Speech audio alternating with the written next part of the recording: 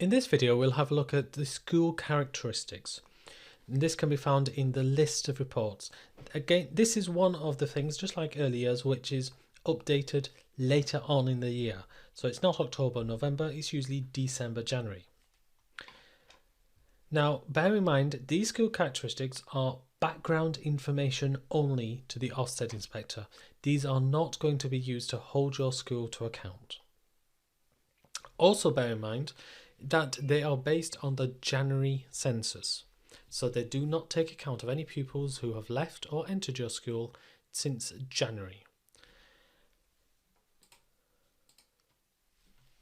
So we start off with the prior attainment of pupils by year group, and this is solely for years 3 to 6. So please bear in mind that year 5, if you're talking about the January 2018 census, will now be your current year 6. So for pupils who had Key Stage 1 under the old curriculum, we have your average point score and the percentage of pupils who are low, middle and high prior attainers. Now this is the average point score at Key Stage 1 regardless of whether they did Key Stage 1 at your school or elsewhere. For pupils who did the Key Stage 1 under the new curriculum, then you'll see, so these are your current year 4 for instance, the percentage of pupils who got greater depth, expected standard or above, and then below foundations and working towards. Please note this column order is different column order to what we saw at Key Stage 1. Now if all of this looks very complicated, then please have a look at your IDSR where all of this is actually analysed and they have sentences rather than numbers. We also have your basic characteristics for national curriculum year group. So from pre-compulsory to year 6, this may be shown 6 to pre-compulsory. We have number of pupils, boy-girl breakdown, ever 6 free school meals, minority ethnic group, so these are pupils who are not white British, white English, white Cornish, white, basically anything that sounds like it came from Britain. First language not English, or more accurately, first language not English or believed not to be English, and special educational needs, whether that's SEN support or EHCP. Please note some of these are not collected for Ever 6 for the pre-compulsory, in other words reception, so Ever 6 free school meal or ethnicities aren't collected in the January census.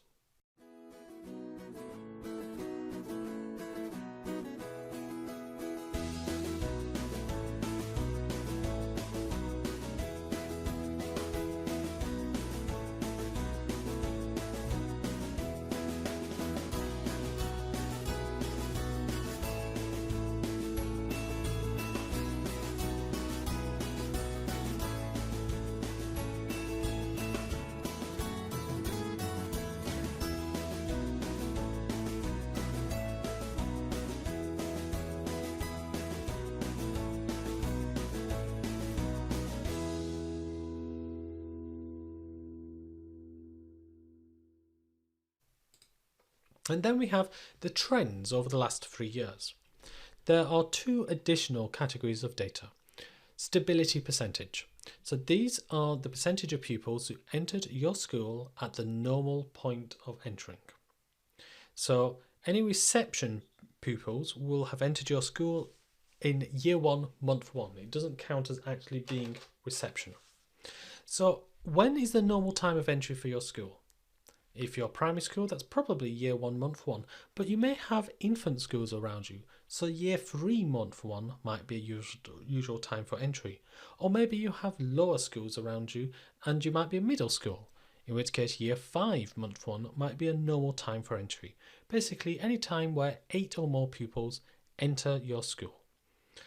So as you'll see in Key Stage 2, there is a metric, a cohort type called on roll in years 5 and 6. However, this goes all the way back through the school. So you may have a year 6 pupil who entered in year 1, month 2.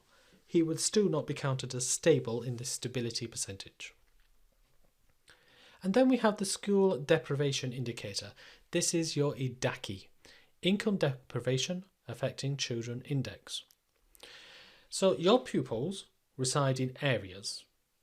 They're called lower super output areas, but I'm just going to call them areas or postcodes. So people in these areas, some of them claim for certain types of income-related benefit from the government. Generally, they have household income of £18,000 or below. So what percentage of pupils live in areas which have what percentage of income-related benefit claims? The IDACI figure is remeasured every 5 years. The last measurement was September 2015. So you can see the national figure, which really is a percentage but is expressed as a fraction, went down from 0.24 to 0.21, and it will be stable all the way to 2020. Your school figure probably also changed significantly between 2015 and 2016, but will probably change by just 0.01 or so in subsequent years, because the areas themselves will have the same IDACI. It's where your pupils live that might change fractionally. If you're interested in IDACI, then my suggestion is to Google the word IDACI map, or the two words IDACI map. Now, my favourite has been this one, the 2015 English IMD Explorer. Unfortunately, it has not been working for the last several weeks. It is now working. Great. As I said, this is my favourite. So if I go to a particular locality, say I was looking at Devon, for instance, East Devon. We'll then zoom in on East Devon, and you can see that the darkest colours, the most deprived areas, are in a dark red. So we can see that in areas of Plymouth, for instance, and the Greater Torquay area. And the least deprived areas are in the lighter colour. And you can click on any particular location, any particular LS or A, and see this one is ranked 25,000 out of 32,000, which makes it among the 30 least deprived. So if I go to an area of deprivation like Tower Hamlets, you can see there will be a huge amount of red all over the place. So now this is actually not IDACI, this is IMD. To get it to IDACI, you need to click this little link here, which looks like two people with a child in between. This is now IDACI. Tower Hamlets is the most deprived area, local authority area in London, in England. So this is my preferred website. When this isn't working properly, then I go to this one, which gives you the same information, except they use a 3D effect, which I don't like as much.